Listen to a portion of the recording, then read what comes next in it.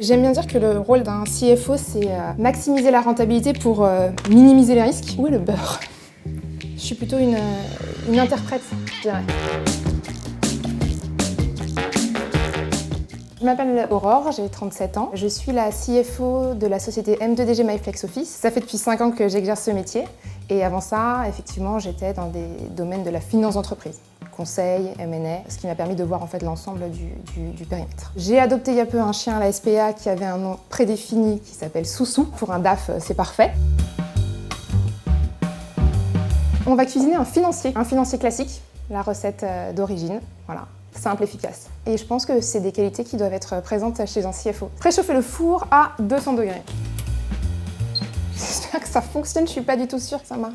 Faire fondre le beurre dans une casserole afin d'obtenir un beurre noisette que vous viendrez filtrer. Donc là, c'est le moment où ma sœur me renie puisqu'elle est chef et je ne sais pas ce qu'est qu'un beurre noisette. Où est le beurre?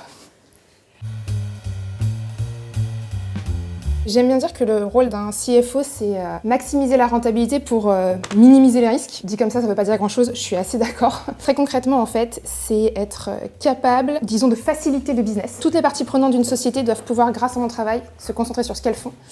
Elles doivent pouvoir le faire en tranquillité, en assurance, pour être le plus performante possible. Et moi, de mon côté, tout ça, je le coordonne, je l'interprète, je leur donne des informations, des données qui vont leur permettre de prendre les bonnes décisions au bon moment.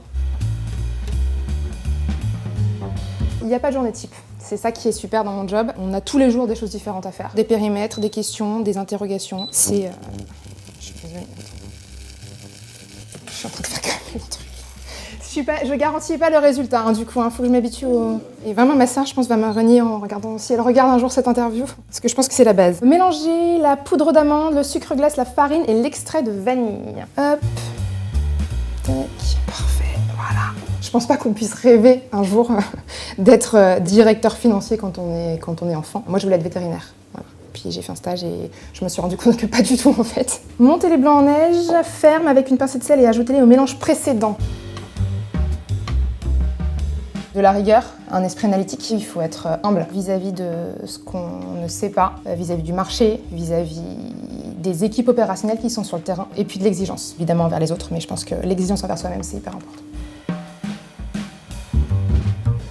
Mon équipe, elle est un peu élargie parce que je m'occupe pas que de la compta finance, où on a 5 personnes, plutôt juniors. J'ai aussi la charge des RH, j'ai la charge des achats et j'ai la charge du juridique. Et du coup, il faut que je verse le mélange. Mais là, il y a un truc qui m'étonne, j'ai pas mis un extrait de vanille. Tac. Là, je mets les œufs, c'est ça, que j'avais pas mis. J'ai vraiment très peur du résultat. Je le dis à chaque fois que j'embauche quelqu'un, financier ou pas financier dans mes équipes, je préfère quelqu'un qui sait qu'il ne sait pas. Quand on n'est pas sûr, on lève la main, on pose la question, on va chercher les informations pour pas faire d'erreur. Il vaut mieux avoir le courage de savoir on a atteint les limites de sa connaissance et en toute franchise, moi j'apprends tous les jours. Donc en fait, c'est quelque chose qui se fait tout au long de carrière. De pas avoir peur de changer d'entreprise aussi. C'est le mélange des expériences qui vont permettre d'avoir une vision la plus globale possible en fait et du coup derrière d'être hyper réactif et compétent.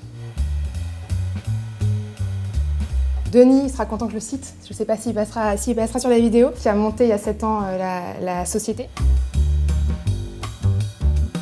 J'aime pas trop ça, je préfère être au contact des équipes. On est encore à un stade de développement où l'information informelle est hyper importante. Et ça, tu la chopes que quand tu es sur le plateau, à entendre ce qui se passe et à entendre les commentaires, les remarques, les questions, les questionnements de chacun. Je pense qu'on est bon là sur le mélange. Et mettre dans le moule et mettre au four. Ouais, ensemble avec mon père et ma mère, puisque la famille est très comme ça. On aime bien fêter les choses un petit peu qui sortent un peu d'ordinaire de chacun d'entre nous, donc on est très famille. La générosité de soi, c'est certain. Il faut toujours faire un petit peu attention et être pas l'excès de générosité. Je pense que ça, c'est pas possible dans le job qu'on fait, mais suffisamment généreux pour que quand il y a des contraintes, les gens n'aient pas l'impression que c'est juste pour les embêter. 15 à 20 minutes, chrono. Déguster non, parce que je suis allergique aux amandes, mais c'est pour vous, c'est pour les autres, c'est pour l'équipe. Ils sont très beaux, je suis assez fière de moi. Ils ont bien gonflé, ils ont une belle couleur. J'ai eu des doutes, mais ça fait partie du jeu de la pâtisserie, de la vie aussi de nos métiers.